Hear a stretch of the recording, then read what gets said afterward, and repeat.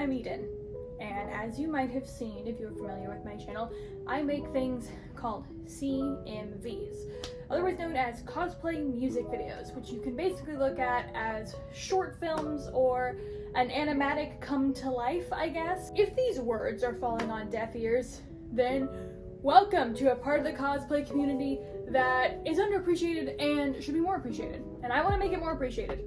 So we are here so that I can give you some tips so that you all can start making your CMVs and make them as amazing as you all want them to be, because this is a real art form. Short filmmaking is an art form.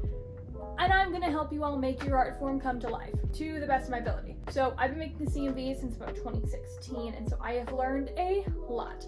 And this specific video, I'm going to be telling you all about finding locations and all that stuff for your CMVs. So cosplay music video, it's being filmed, you gotta film it somewhere, right?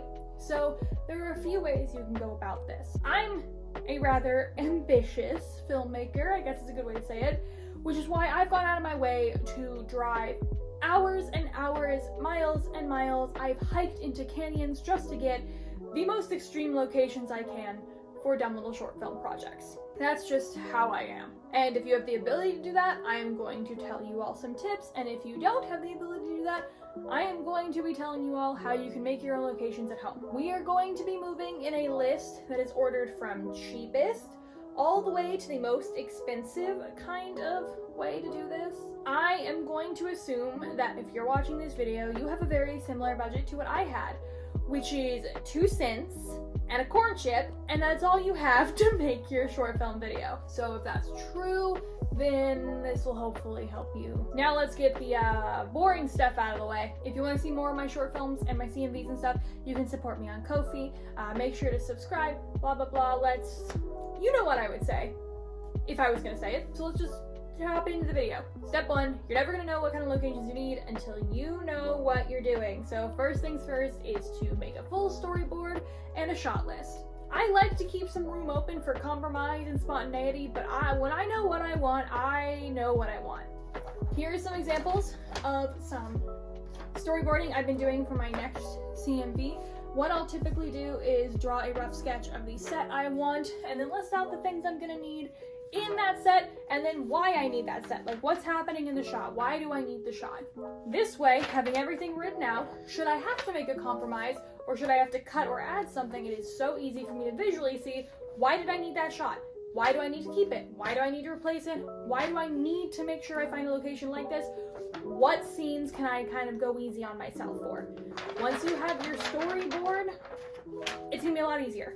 And so the next step, after figuring out what you want, this is my personal favorite step, what can you do, like, in your bedroom? What can you do from home? I have filmed full CMVs just using my house and a friend's house, 2 free locations that I needed minimum changes for, that I was able to just go absolutely ham with. Typically, lighting is actually going to be your best friend to help disguise your home from looking like your home, but if for some reason you don't have crazy cool lighting, or you don't have the convenience or access to crazy cool lighting, what you can also do is make a set. I have made multiple sets at my house using just things I've found at Goodwill and just borrowing things from friends. Dollar General is also a good friend, but I like to try to go to Goodwill first, see what I can reuse sustainably before having to go buy more. You know what? Give me a second. Ah, the door! Crash! Bang.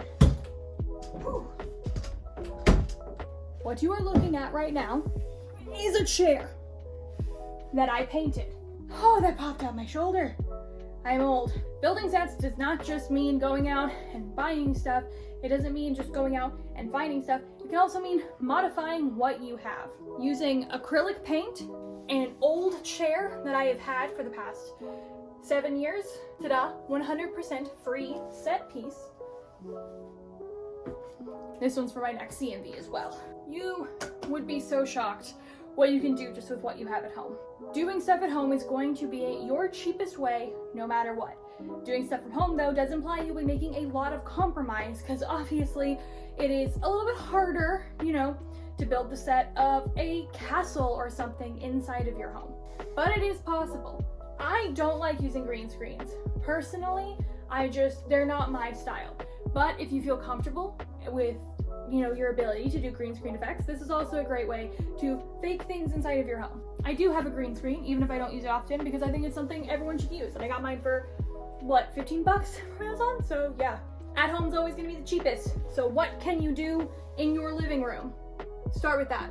Also, no matter what, shooting inside will always be cheaper than shooting outside, because inside it's easier for you to light, it is easier for you to control the environment, and your factors of things going wrong, such as weather or otherwise, are lessened. Now, we've started off what you can do from home. Now let's continue on with what you can do for free, but you know, a little bit outside the home. What do you live near? What's your neighborhood like? Is there a park nearby? Do you live by the beach?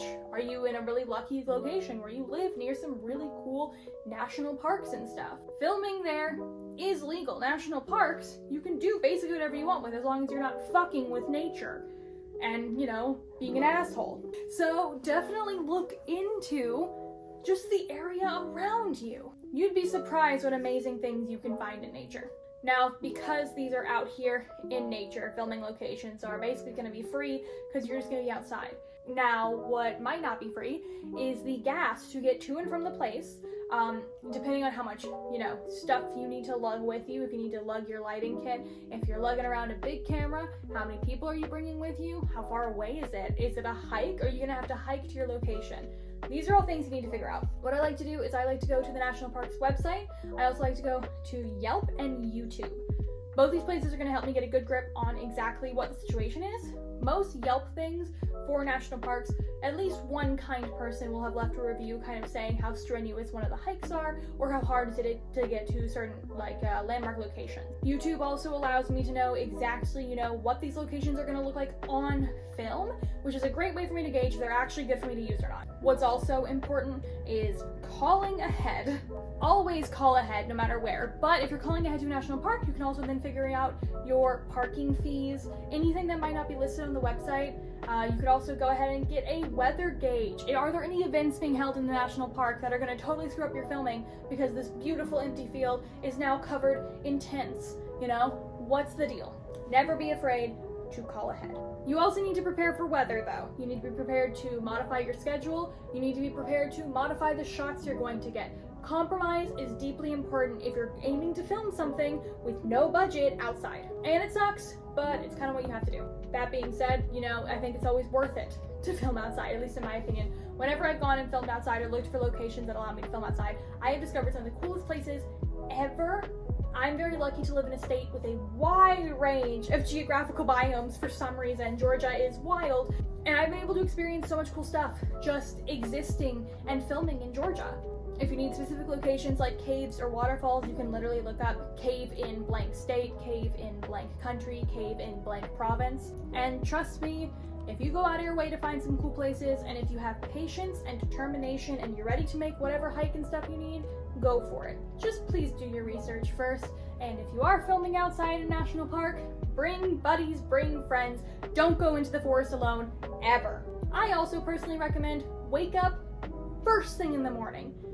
Ass crack of dawn, get up, get out there. The earlier you get to any location, the emptier it is going to be. Also, your lighting will be better at sunrise, but this can also ensure the idea that you have all the space in the world to film and you will not be dodging people for hours. This is also why it's important to have a shot list in and out very, very quickly.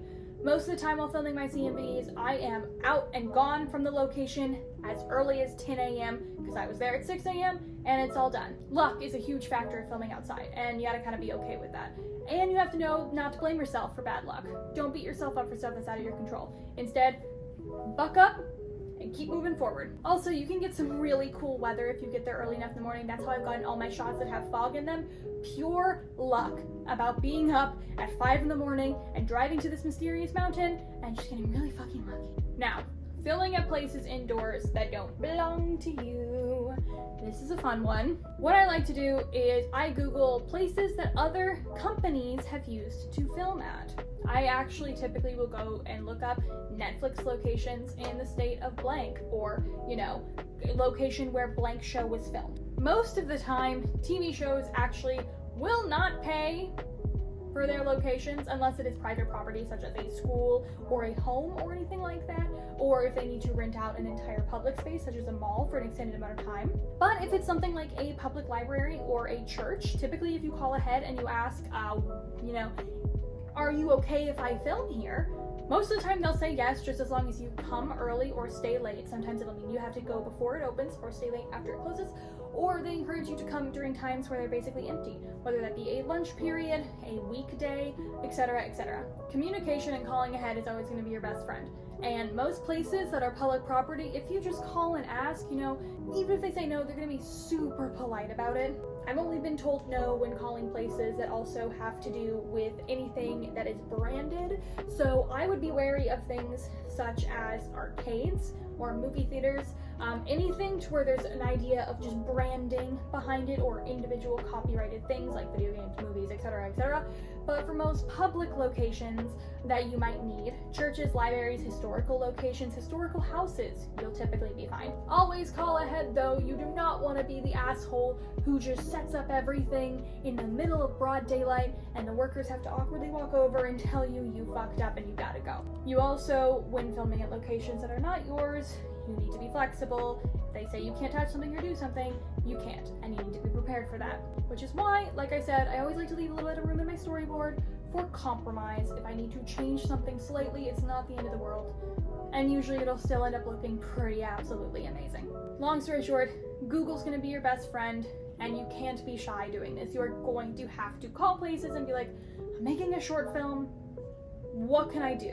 What can we do together? It's also important to make sure your crew and cast stay extremely respectful when filming in locations that are not yours. Don't leave anything behind. You know, nature, camping rules. Leave it as you found it.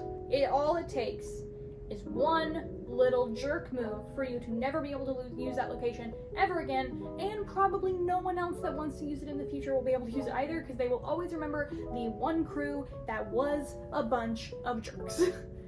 So don't be jerks. You'll ruin it for everyone. And last, the thing that I don't like to use, so I'm not going to go into a lot of detail, just because I avoid this, so I don't have a lot of experience with it, but that is renting out places and stuff. What I have done before is rent out Airbnbs in order to film within them. I've also worked for companies that do the same thing. Most of the time, as long as you are respectful and you aren't, you know, ruining the actual place, renting out a place is pretty easy to do for filming. Airbnbs, I would always double check with the owner if it's okay to use it for a shoot, just in case for some reason it is their private property. You always want to be careful. But there's a lot of companies and theaters that rent out their film sets or theater sets, and you can definitely use that as well. This is where it gets pricey though. One of my dream things involves me renting out a hallway of a hospital, which I could do today. I could go on my computer and do it right now, but it's about $6,000 for one day. That is 12 hours of filming. Typically when you rent places, it'll be like half day, full day, or overnight, and overnight is typically 18 to 24 hours. A day is typically 12 hours, and a half day is anywhere from 6 to 8 depending on how they view it.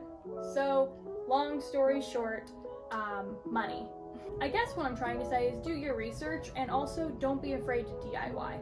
These are all important things, you know, to use with all creative stuff, but especially when it comes to filmmaking. You have endless potential. If you just have an iPhone and a bedroom, you can make some really awesome stuff. You just gotta think outside the box, and you need to not be afraid to fail, or, you know, to just be weird and dumb. I'll be making a few more videos about the intricacies of making CMVs or any other cosplay things, so if you have any further questions, leave them down below. I hope this helped someone. I hope it gave someone some kind of inspiration to start making CMVs. Go for it. Just go for it. Just make something. Make something. Do it for me. Make something. If you want to see any of my other CMV works, you can subscribe. They will be, you know, listed as a playlist. I also use this channel to upload stuff for my Twitch. So if you want to follow me on Twitch, it's in the description and you can see all my things on the channel. But yeah, that's all I got for you. Today, at least. Tomorrow? Who knows? I hope you all are having an amazing day, and I will be posting again very soon. Bye!